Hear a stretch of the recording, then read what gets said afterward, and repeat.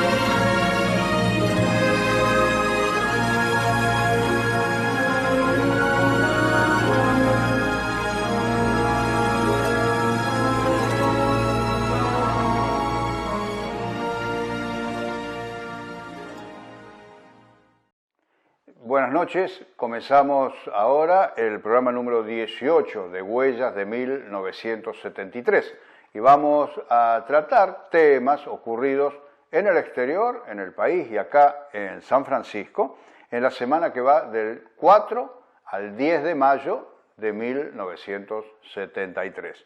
Lo primero es una noticia que venía del exterior, ya en capítulos anteriores de Huellas de 1973, estuvimos viendo los problemas que había en Chile para el gobierno socialista de Salvador Allende.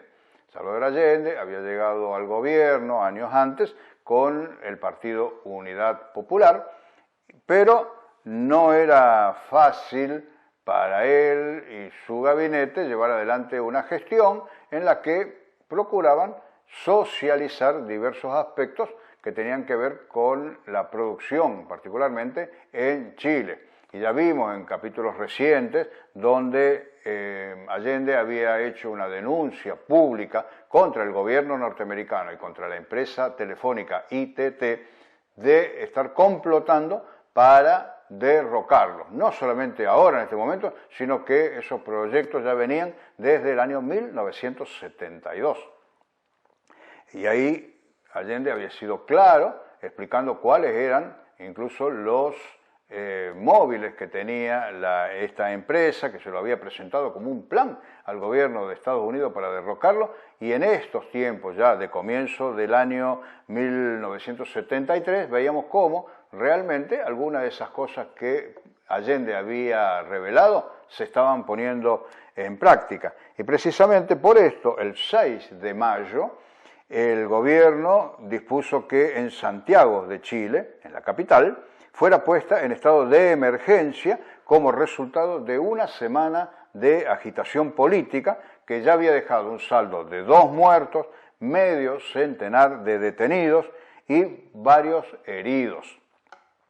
Esta era la segunda vez que Allende se vio obligado a poner el estado de emergencia en Santiago de Chile, luego de sucesos que habían ocurrido en octubre de 1972, precisamente cuando él había hecho la primera denuncia contra el gobierno de Estados Unidos.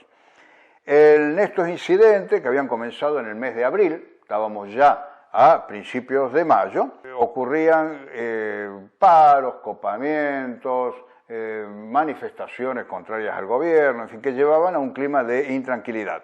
Y la Argentina no estaba ajena a estos incidentes, por cuanto, entre otros casos, 2 ciudadanos chilenos que eran considerados de un grupo de extrema derecha, que se llamaba Patria y Libertad, llegaron en una avioneta a Luján de Cuyo, donde ellos pidieron asilo político en el país.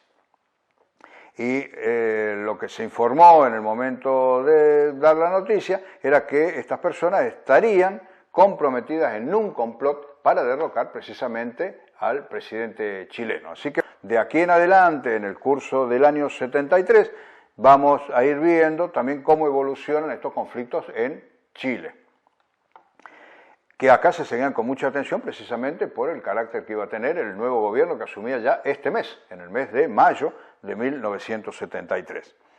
En el orden nacional teníamos que se daba una información que tenía que ver también con lo artístico, y la discográfica Columbia había anunciado la primera grabación de un disco de un conjunto folclórico que recién se había formado y que integraban Daniel Altamirano, Coco Martos, que venía del conjunto Los Tucu Tucu, y Julio Sáenz, que había sido primera guitarra de Horacio Guaraní. Y este conjunto se llamaba Los de Siempre, un conjunto que tuvo una larguísima trayectoria luego dentro del folclore argentino. Yendo ya a lo que sea local, teníamos problemas en la región por inundaciones en los campos, no solamente acá en la provincia de Córdoba, sino también en la provincia de Santa Fe, donde se reclamaban por el tema de desagües pluviales, en fin, lo demás en las zonas rurales que afectaban mucho la producción. Así que la Sociedad Rural de San Francisco dio un comunicado por la situación que había en el momento y se hacía eco, decían ellos en el comunicado, de las justas inquietudes del sector productor tambero respecto a la difícil situación por la que atraviesan. Hacen saber que ante las tratativas que se están desarrollando con participación de los sectores interesados, se mantiene una constante, como asimismo atenta preocupación respecto del devenir de este proceso, al tiempo que informa que volverá sobre el particular de no lograrse una solución equitativa al problema que los afecta. Hay que tener en cuenta que en esa época, 50 años atrás, era muy grande la producción tambera que teníamos en la región, tanto en la provincia de Santa Fe como en la de Córdoba, y era todavía común encontrar en los campos de nuestra región familias viviendo en esos campos. Esto cambió hace unos 30 años aproximadamente, cuando la ganadería en la región se fue replegando y dio más paso a la agricultura con cultivos como en el caso de la soja, ¿no es cierto?, que fue ganando un espacio cada vez mayor dentro del contexto rural lugareño. Pero también tenemos este tema de las inundaciones, era frecuente en aquellos tiempos, o sea que a los ciclos de algunas sequías o épocas de baja lluvia le sucedían otros con muchas lluvias, y ante faltas de canalizaciones buenas se producían las inundaciones de los campos afectando la producción.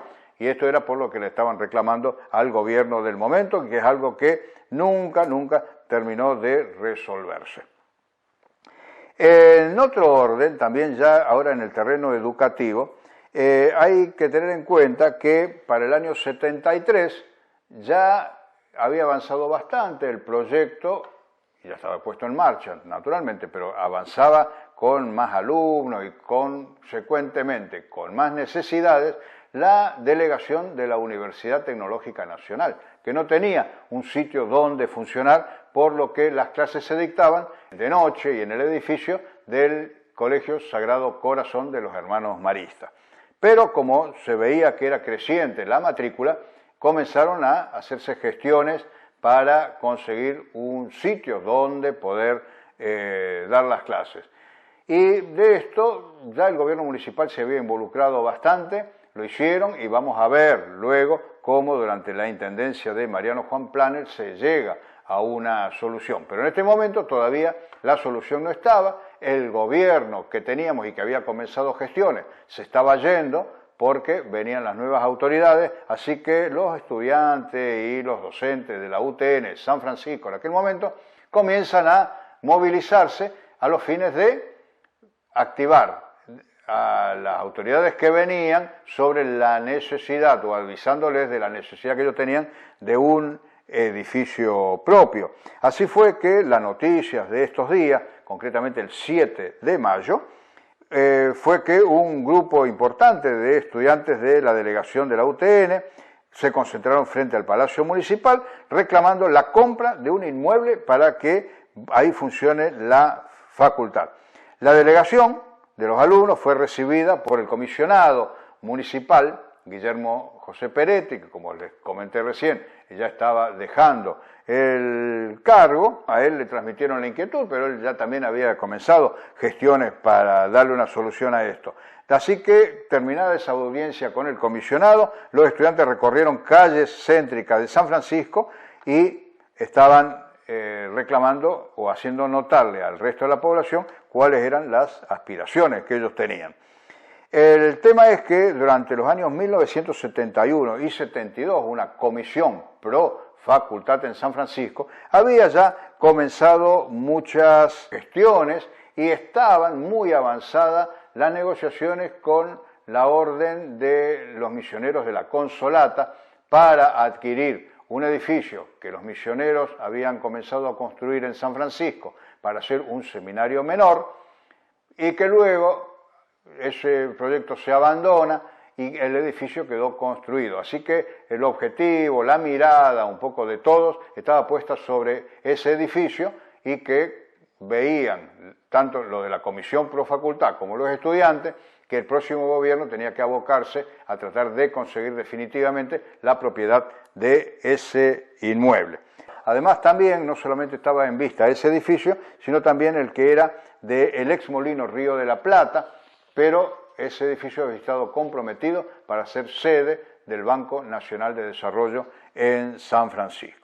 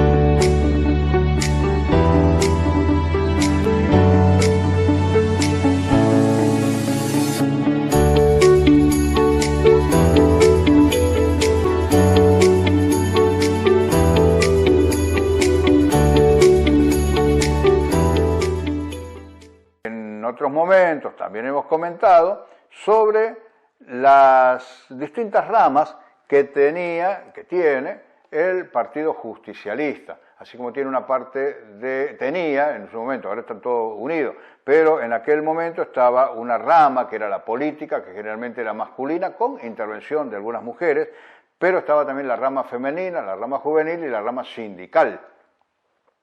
En este caso, la rama femenina, que generalmente se le encargaban gestiones que tenían que ver con lo social aquí en San Francisco, y estaba presidido por quien ahora ya era concejal, Hortensia Zavala de Ferreira, haciendo algunas actividades no solamente en San Francisco, sino también en el departamento San Justo. Pero acá concretamente vamos a repasar una actividad de este grupo de mujeres con la cárcel de Encausado y con los internos de la cárcel de Encausado.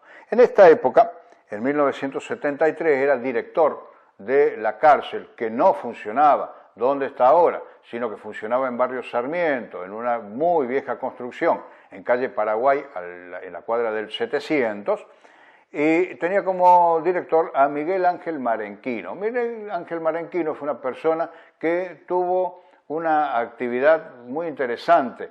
Fue uno de los directores de la cárcel de San Francisco que más trascendencia tuvo por las actividades sociales que él promovía desde la población de San Francisco a favor de los detenidos y los familiares de los detenidos. Y esto lo hacía con un sacerdote que era de las misiones Consolata en San Francisco, que era a la vez el sacerdote que prestaba servicios en la unidad de encausados.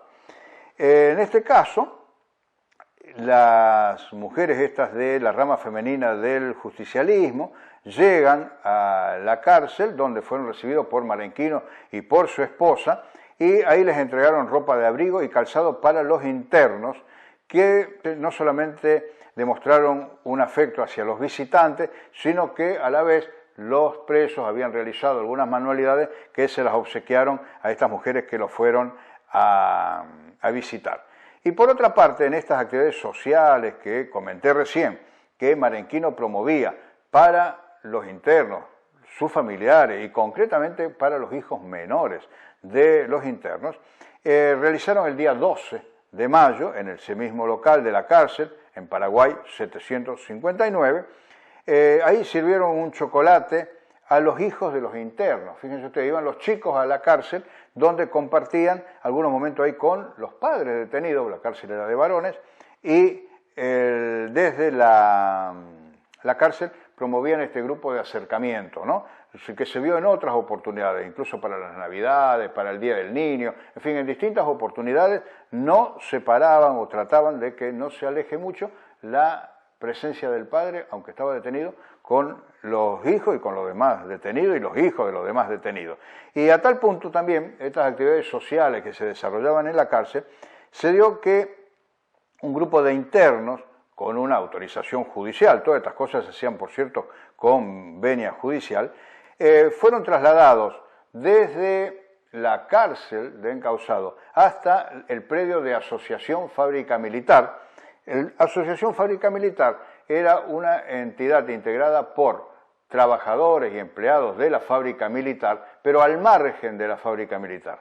Era un sitio que estaba al lado, donde ahora hay se aprovechan esas dependencias deportivas todavía, y ahí se jugaba mucho fútbol y básquet, particularmente por el personal de la fábrica, que incluso intervenía en las ligas locales deportivas de San Francisco como Asociación Fábrica Militar.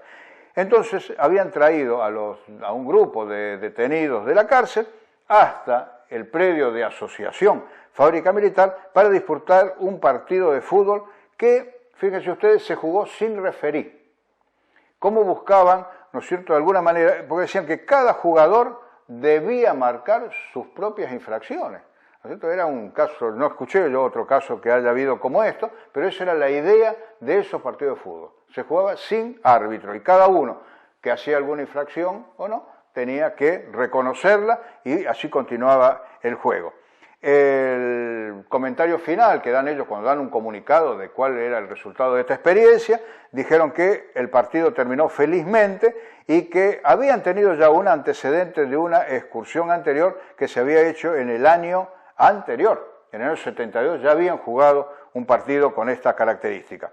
Y el grupo estaba acompañado por el director de la cárcel, el capellán, este sacerdote de las Misiones Consolata, y miembros de la Comisión de Ayuda al Interno. O sea que ven ustedes que era fuerte, ¿no es cierto?, esa presencia de una asistencia social a las personas detenidas. Ninguno de todos los detenidos, aclaremos que había en la cárcel de San Francisco, eran delincuentes que podríamos considerarlos peligrosos. Generalmente eran por robos o por delitos menores, pero de todos modos permanecían condenados, a veces varios años algunos de ellos, y bueno, y ahí ya vamos a ver también otros acontecimientos como pese a todo, que no había peligrosidad en los detenidos, sí se producían casos de fuga, en algunos casos que alertaban a la población, en particular a los de Barrio Sarmiento, que era donde estaba instalada la unidad encausada.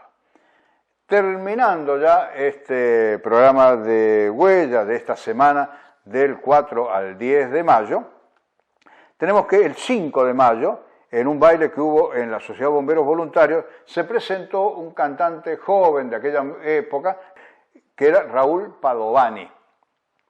Y paralelamente a todo esto, a la vez que él se presentaba en Bomberos Voluntarios, en el cine Gran Rex se estrenó una película protagonizada por Padovani que se llamaba Adiós Alejandra, en la que trabajaban Raúl Padovani y María de los Ángeles Medrano. De esta película vamos a escuchar ahora precisamente uno de los temas que él cantó en esa película, que se estrenó el 5 de mayo en el cine Gran Rex. Con esto terminamos el programa Huellas de hoy y le agradecemos la atención que prestaron.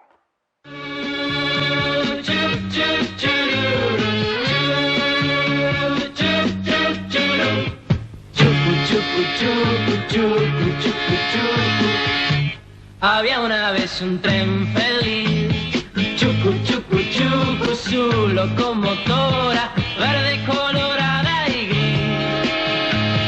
Chucu, chucu, chucu, chucu, chucu, chucu, era mi niñez feliz. Un trencito largo lleno de vagones con amigos a montones para mí. Chucu, chucu, chucu, chucu, chucu, chucu.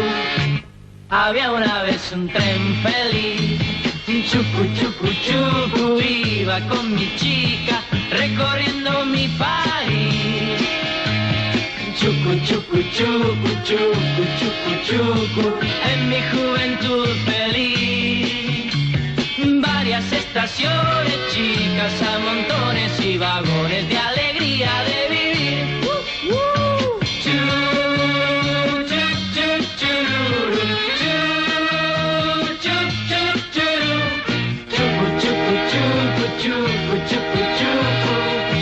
Había una vez un tren feliz, chucu, chucu, chucu, iba con mi chica recorriendo mi país. Chucu, chucu, chucu, chucu, chucu, chucu, en mi juventud feliz. Varias estaciones, chicas a montones y vagones de alegría de vivir. Un trencito largo lleno de vagones con amigos a montones para mí. Chucu, chucu, chucu, chucu. Vamos, suban a mi trencito, al trencito de mi niñez, un trencito largo, largo, lleno de amigos, lleno de alegría. Macoser, para sus productos Singer y Florencia, presentó con exclusividad este programa de difusión educativa y cultural.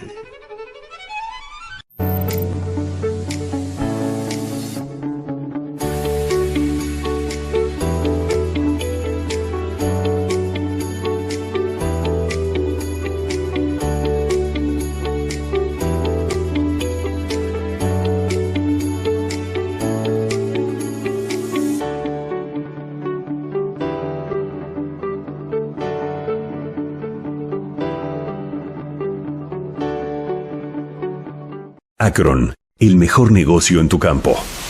Tecnología, asistencia al cliente y financiación única. Para agricultura, ganadería y lechería.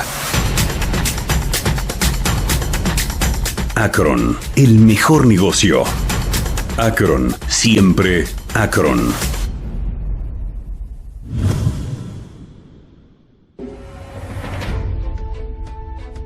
En Acción Elevadores e Hidrogrúas estamos orgullosos de ser sanfrancisqueños. Orgullosos por facilitar los trabajos en altura y el manejo de carga con eficiencia y seguridad.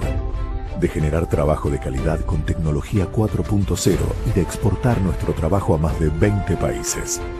Orgullosos de trabajar con los emprendedores, las instituciones y los clubes locales. Estamos orgullosos de cumplir nuestra misión de crecer y hacer crecer, apuntando cada vez más alto desde nuestra ciudad. Acción, Elevadores e Hidrogrúas.